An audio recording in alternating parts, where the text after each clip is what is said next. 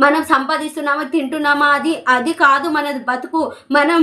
మనం ఫ్యూచర్‌లో గానీ, మన తరతరాల్లో కానీ ప్రజలందరూ ఒక నాయకుడుగా, నాయకురాలిగా, ఒక రాజులా, ఒక మహారాణిలా ఎలాంటి భయం లేకుండా, దేనికి పడకుండా దర్జాగా బతకాలి. ఎందుకంటే మనం కష్టపడితేనే, మన కష్టార్జితం, మన చెమటోరితేనే సమాజం, దేశం ఏదైనా ఒక ప్రపంచమే నడుస్తది. ప్రజల కష్టం లేనిదే ఏది నడవదు. ప్రజల కోసమే ఎవరైనా జాబ్ చేస్తారు. ప్రజల కోసమే ఏ నాయకుడైనా వస్తాడు. ప్రజల కోసం పని చేయాలి. కానీ అలా లేదు. మనము వాళ్ళకి వంగి వంగి దండాలు పెట్టాలి. వాళ్ళ పనులే మనం చేయాలి. మన పనులు వాళ్ళు చేసేది ఏమీ ఉండదు. ఏమైనా అంటే ప్రజలకు వచ్చి పరిపాలిస్తున్నారు. ఎక్కడండి వాళ్ళు పరిపాలించేది? మనకేం పరిపాలిస్తున్నారు? మనమేం చేస్తున్నామంటే వాళ్ళని ఎన్నుకొని మహారాజులా కూర్చోబెట్టి మనము కష్టపడి మన చెమటోర్చి వాళ్ళకి మనం కూర్చునే దగ్గర తిండి పెడుతున్నాం. మనం కష్టపడుతుంది, మనం సంపాదిస్తుంది వాళ్ళ కోసం కూడబెడుతున్నాం. వాళ్ళు దోచుకుంటున్నారు. ప్రతి దానికి మన డబ్బు వాళ్ళ దగ్గర ఎక్కడి నుంచి అండి డబ్బులు వస్తాయి? మనం సంపాదించే సంపాదన, మన కష్టపడేదే వాళ్ళ దగ్గర డబ్బులు పోతాయి. మనం లేనిది వాళ్ళ దగ్గర ఎక్కడి నుంచి డబ్బులు పోతాయి? ఎక్కడి నుంచి వాళ్ళు సంపాదిస్తారండి? మీరు ఆలోచించండి. జనాలు ఇంకా ఎన్ని రోజులని గొర్రెల్లా బతుకుదాం? గొర్రెలు బర్రెల కంటే అధ్వానంగా బతుకుతున్నాం కదా. వాళ్ళు ఏదంటే అని గొర్రెలుగా తల ఊపుతాం. మనకంటూ ఒక సొంత ఆలోచన ఉండదు. మనం సొంతంగా ఏది ఆలోచించాం.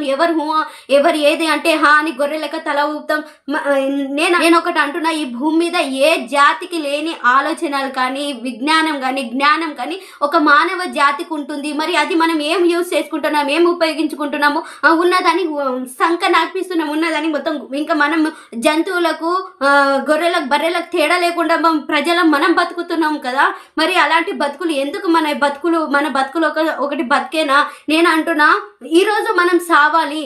మంచి కోసం మనం పోరాటం చేస్తున్నప్పుడు ఈరోజు మనం సావాలి. ఇంతకంటే గొప్ప సావు మనకి ఏది వద్దు. ఈరోజు మనం చావాలి. తరతరాల జీవితం ప్రజలు దర్జాగా బతకాలి. రాజకీయంలోకి రావాలంటే డబ్బున్నోడే రావాలి. బాగా సంపాదించుకున్న, బాగా డబ్బు ఉండి ఆస్తులున్న ఆయననే ఇప్పుడు రాజకీయంలోకి రావాలి. ఆయన వచ్చి ఆయన ఎంత అయితే ఉంది ఆస్తి, డబ్బు ఎంత అయితే ఉందో అది అంత పనిచేసి ప్రజలను ఈజీగా కొనేయాలి. అంతే. నేను మంచి ఆలోచనతో, నేను మంచి ఉద్దేశంతోనే నేను ఈ పోరాటం మొదలుపెట్టిన. నేను పోరాటం చేసినట్టు ప్రజలు ప్రతి ఒక్కరూ పోరాటం చేయడానికి ముందుకు రావాలని నేను కోరుకుంటున్నా. నేను సర్పంచ్గా నామినేషన్ వేశాను, నేను పోరాటం చేశాను అంటున్నాను కదా. నేను ఎలా పోరాటం చేశాను ఏంటి అనేది, నాకు ఎన్ని ఓట్లు వచ్చినాయి, నేను గెలిచినానా, నేను ఓడినానా, ప్రతిదీ మీకు తర్వాత వీడియోలలో నేను చెప్తాను. తర్వాత వీడియోలో మీకు క్లియర్గా ఎక్స్ప్లెనేషన్ ఇస్తాను.